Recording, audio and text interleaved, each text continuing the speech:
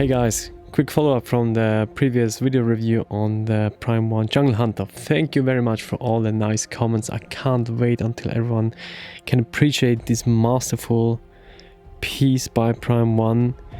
And I had some comments that actually people want to see a comparison with the big game cover art Predator statue that came out. I think it was around maybe last year in summer, I think. 21. So here we have both statues in one full view. If I zoom down a bit, you see they're almost leveled. The Jungle Hunter's, let's say, maybe 3 inches taller because of the turntable, but this is kind of the situation that you would expect if you get both of them together. And it's interesting to see kind of the size comparison, and again, it confirms my, let's say, conclusion of the video review of the Jungle Hunter that if you have one shot, please go for the 1/3 scale. I know the space is crazy that this piece needs to have, but I would say it really pays off in direct comparison. I give you some quick and detailed shots on, let's say, the head sculpts in direct comparison, and also highlight some other stuff. But again, thank you very much for all the comments on the previous vid. So let us quickly compare the bases. I would say this was already a big first step forward. Somehow I like the leaves a bit better, the green stuff, than on the Jungle Hunter one, but the woodwork, the rocks are far superior on the Jungle Hunter one, much more realistic painted. It has the wet look applied. Also, I really like the snake a lot better than the one we have here on the big game one.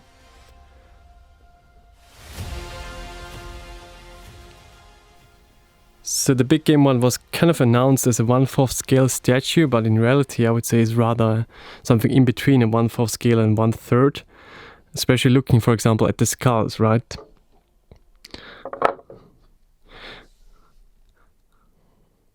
And I think on the blood skull, Billy's spine, it's even more apparent that this kind of piece is somewhere in between the 1/3 and the 1/4 scale. Then small detail here, this is from the Jungle Hunter, fully metallic, really like a small knife, to be honest. It's crazy. There, the one on the big game one is just plastic, but I think also quite nicely painted. So just visually speaking, they look almost identical, just a different feel. Next up, the wrist computer. This is just a basic kind of cover plate with the battery compartment directly underneath, and it's not movie accurate where we have on the Jungle Hunter. As you already saw in the video review, this magnificent wrist computer with the light up feature on top and below. Also, I think in general, so the skin and paint application on the big game one is rather looking dry. Just notice that it has these spikes here at the back side. I wondered what the Jungle Hunter has, so let's have a look. Here the kind of armor is just using a lot more space, but also he has these spikes, kind of flexible. And look at the paint job, it looks so much better. Just much more realistic, 3D looking. The spot paint application is perfect. Really sweet.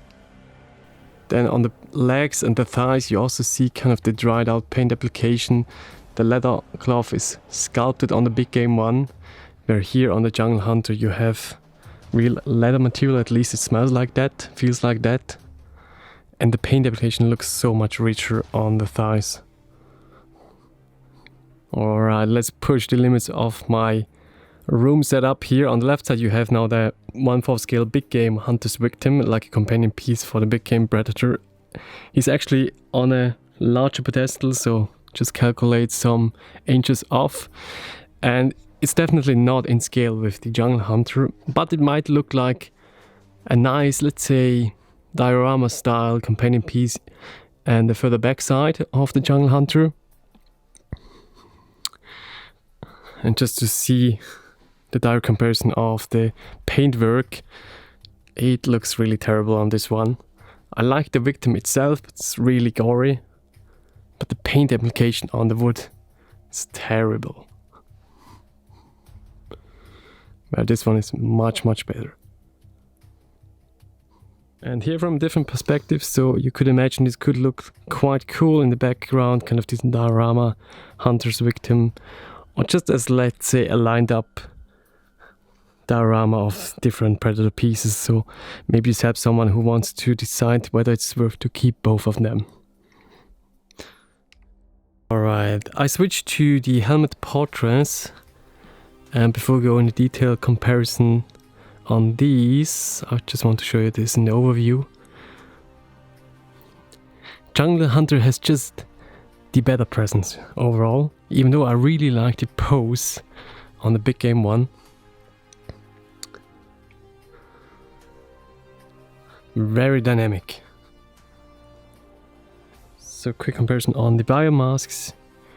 This on the right side of Jungle Hunter is the so-called detailed biomask, and this is kind of the standard one on the big game. Paint job, sculpt, so much better on Jungle Hunter.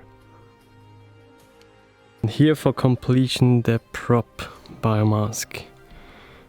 You also see here the differences, so the blast marks there and there are sculpted, where here it's really just painted, but beautiful. Then we have the famous gourd mask. Here's also a comparison shot for the movie behind the scenes footage.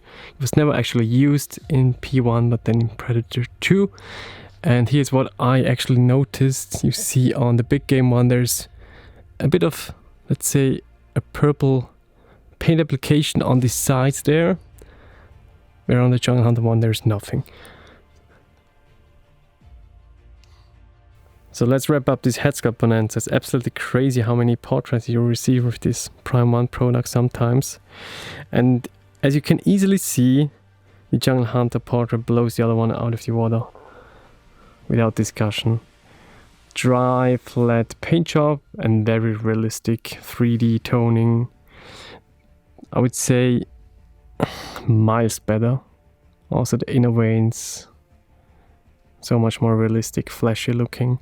You also can see it on the head sculpt bases. Loads of improvements, but of course this went for a more comic looking approach.